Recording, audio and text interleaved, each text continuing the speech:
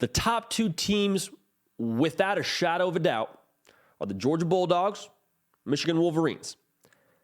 That likely isn't changing anytime soon. We know that to be the facts. Look at the rankings, look at the margin of victory. Let's take a deeper dive, because I want to go past this whole perception of, okay, that's number one team, that's top dog, number two team, whatever. Let's take a deeper dive. Why are they ranked as high as they are? Why are they the two most dangerous teams in the country, in my opinion? I very much so hope we get to see them play at some point in the near future. We'll talk about that in just a second. These teams are able to be so dominant and able to win by the margin they do and play on the biggest stages because guess what? They dominate the line of scrimmage. It's not novel analysis, but here's the reality. If you can move another large human being against their will, guess what? That's an attitude thing. That's a confidence thing. That's an edge kind of thing that championship level teams have. In Georgia and Michigan are averaging right around 5.5 yards a carry. So they're running the football on you and they're pushing you off of your spot and you're back on your heels the majority of the game. And then guess what? When you have the football, they're not giving an inch. You want to try and run the football on us? Can't do it. Both top five in the country giving up around 3 yards a carry. So yes, an attitude thing. I already said it's a persona thing, identity thing. But guess what else it does? It changes the tempo and the gameplay of the game in any given situation. Essentially, it says, guess what? You have to play by our rules. We're not going to let you run the football. So guess what? You have to be one-dimensional. And when you're one-dimensional trying to throw the football on us, we got dogs on the back end too. And also, those dudes who are stopping the run up front both have elite defensive lines. They're then able to rush the passer. They're able to get after you. And when they're able to make it a game of, hey, we're playing by Michigan's rules. We're playing by Georgia's rules. We've seen that play out on big stages.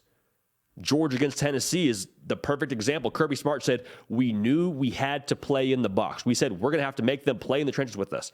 And evidently, that ended up being the difference in the game. Because Tennessee's offense so explosive, so many athletes. But when Georgia says, no, it's our rules, and you're going to have to try to run the football to beat us, advantage Georgia every single time. I think the same thing can be true for Michigan yesterday. Ohio State had some plays in the pass game.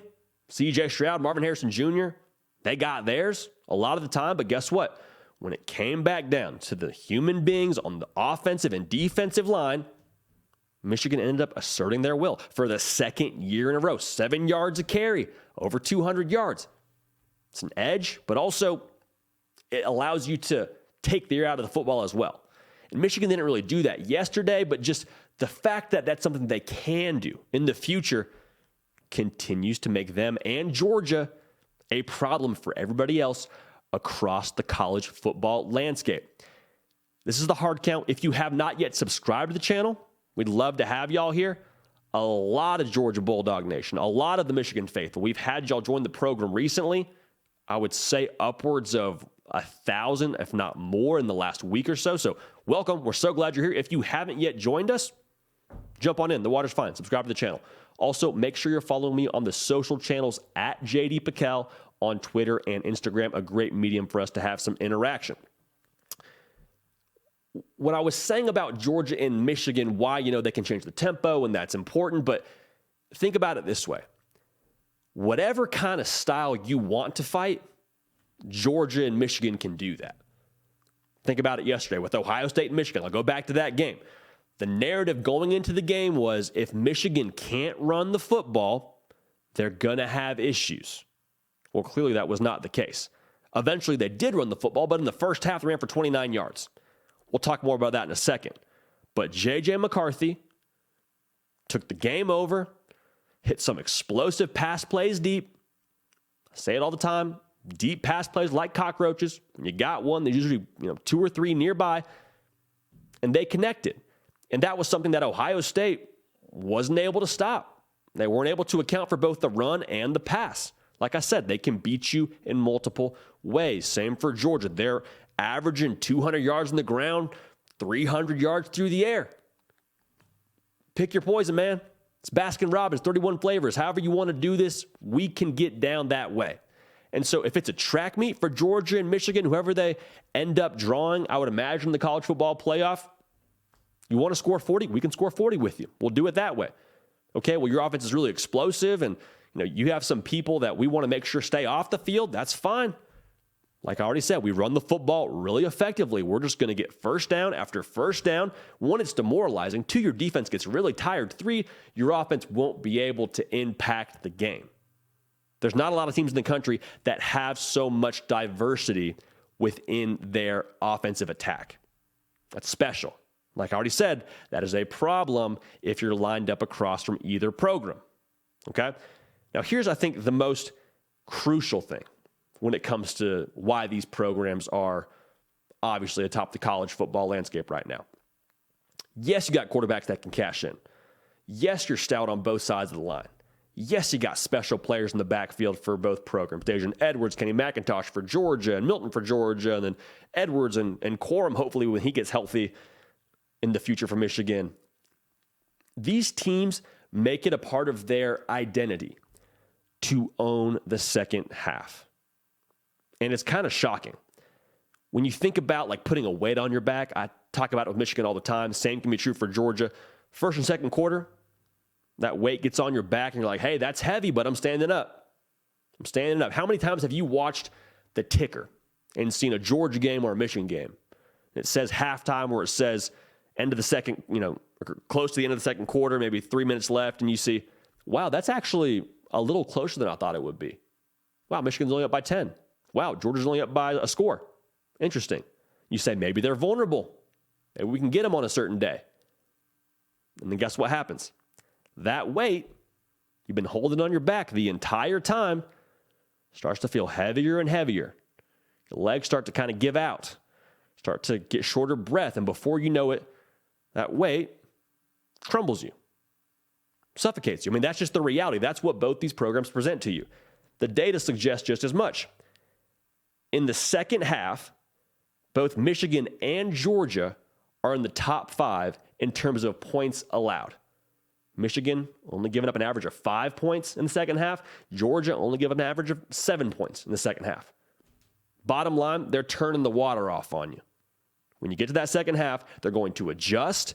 They have the competitive excellence to play all 4 quarters and stay in it, both emotionally and mentally. They're keeping you out of the end zone. On the flip side, like I talked about adjustments, they're able to reassess their game plan and then attack where they want to attack and stick and move when they need to stick and move. They're both averaging around 20 points scored in the second half. Again, good for top 5 in the country for both programs. So the mix of being able to adjust is crucial, but to layer that with the killer instinct that I think both these programs have, it's going to make them a problem. That's the whole point of this segment, the whole point of this video. It's going to make both these programs an issue because they wear on you. It's not like you're getting a dialed back version of either program in the fourth quarter. No, you're actually getting an amplified version because they see the finish line, because they know the job's not finished, and they want to impose their will on you. And in the fourth quarter, turn that thing up and run through the tape. And so for Georgia and Michigan, there's no fade in them. Call that competitive excellence. They just get stronger. They don't fade back. They pull forward. All great teams do it, and I see that in spades for both Michigan and Georgia. So I'll say this. I fully expect both programs to make the college football playoff, and I would be very, very excited if we got a Wolverines and Bulldogs national title game in LA. I think their styles would match up very uniquely. I think you would get a very interesting battle between the quarterbacks. And I'd just love to see the physical brand of football being played with those two programs and how they like to operate. It'd be a clinic. It'd be a lot of fun to watch. I hope we get it.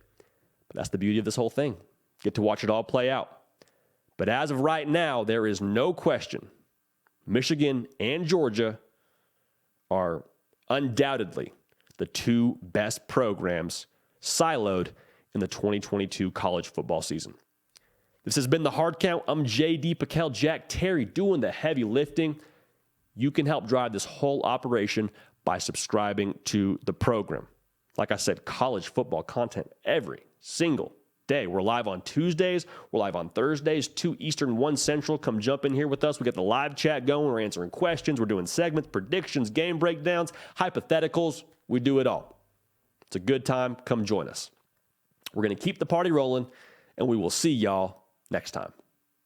Hey y'all, thanks so much for watching. Subscribe to the channel here to make sure you don't miss an episode of The Hard Count. Also be sure to check out other videos on the On3 YouTube channel.